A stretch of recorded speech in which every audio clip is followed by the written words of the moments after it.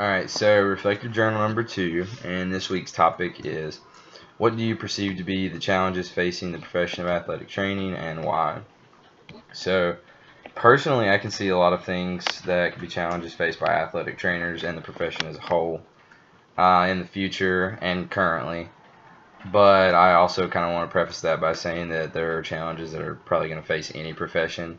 They're obviously going to be unique depending on what you're doing, but I actually just talked during one of my interviews for PT school last weekend about the challenges that I saw possibly coming for that profession, and some of them overlap. So um, I think overall, one of the biggest challenges that I perceive, because I personally see this a lot, is a misconception about what we do and what we're capable of doing. And I was actually just telling stories this past week about being called a personal trainer, an overglorified water boy, um, basically being told that I wasn't like qualified to do rehab because of my major, just like little things like that. So I think a lot of that comes from one, a big misinterpretation of it because of lack of knowledge of what specifically the profession is about. So people don't realize about injury prevention and the healthcare aspect of it and all the different facets such as like evaluation and diagnosis, rehabilitation,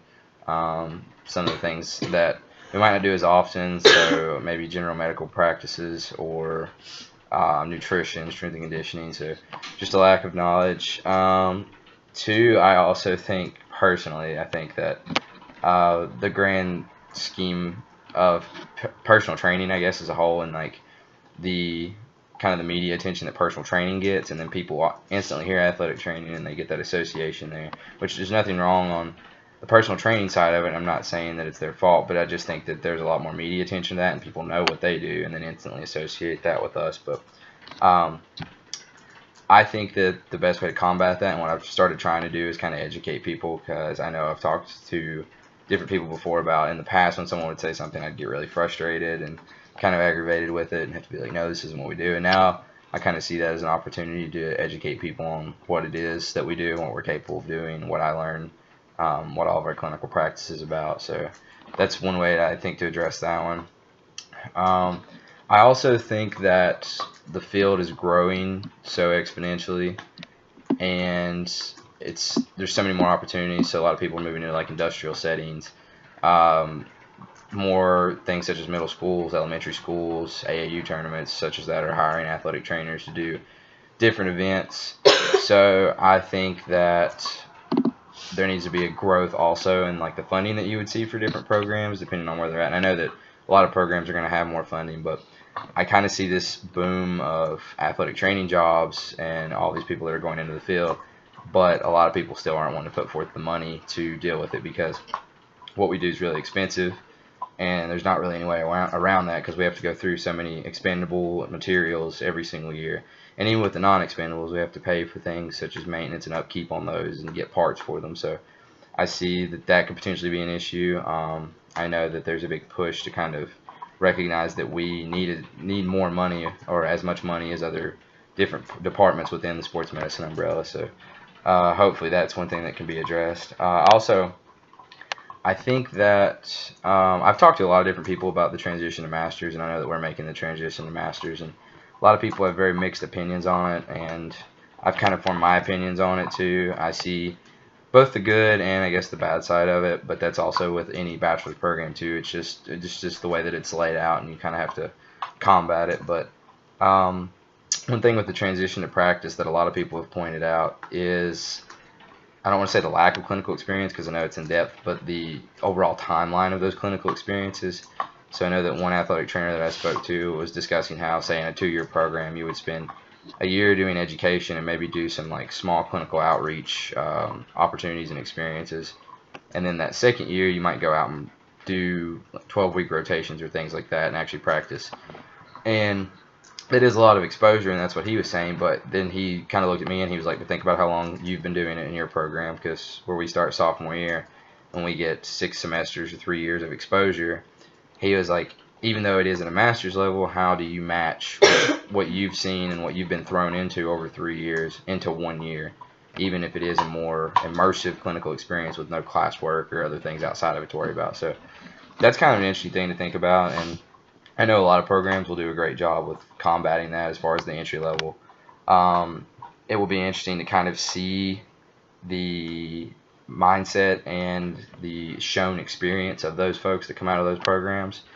I'll be interested to kind of see in the future when I get to go back and do some athletic training opportunities, if I'm with someone who has that type of degree, just to see what my exposure will help me do versus what their exposure will help me do, if they're more knowledgeable on a topic or different topics than I am. So I think that might not actually be considered a challenge, but it will kind of be an interesting twist on the profession, I think, especially with all programs pretty much making that shift to that. I also see, as a whole with the profession, just a burnout to the point just because of the hours that athletic trainers have put in with the job. And I know that there are some people who probably don't experience burnout just because that's what they dedicate everything to. But I think at some point everyone experiences some burnout regardless of what you're doing. And I just see the rate of burnout with athletic training being possibly exponentially higher than a lot of other things because, just for example, say you're working a 120-hour work week and you have a family and you're trying to balance that, working with teams, practices, coaches, and that kind of leads me into another challenge is interdisciplinary practice. And this is one thing in my interview this past weekend I actually spoke about a lot because the topic was, it was basically telling me about you working in a team setting and working with other disciplines. So brought up interdisciplinary practice and kind of spoke on how I've seen, and this isn't just at Emory, this is in all my clinical experiences, all my observations, anywhere that I've gotten internships and things like that. I've seen the good side of interdisciplinary practice, I've seen the bad side, and a lot of the times, I talk about it a lot of times, ego gets in the way, depending on what your profession is and what you think you're capable of. But then also that misconception comes back too. So I know a lot of people look at athletic training and think, well, they don't understand. Just as an example, and not saying that I've seen this, but just to say a strength coach, for example, is talking to an athletic trainer and they don't respect the fact that obviously we're not as immersed in strength and conditioning as they are because that's not what we're doing constantly, but that we do understand the principles of it. So they come to you and I guess they're kind of talking down or something, and just having a situation such as that where they would be talking down to you or saying that you don't understand when you do have knowledge on the subject.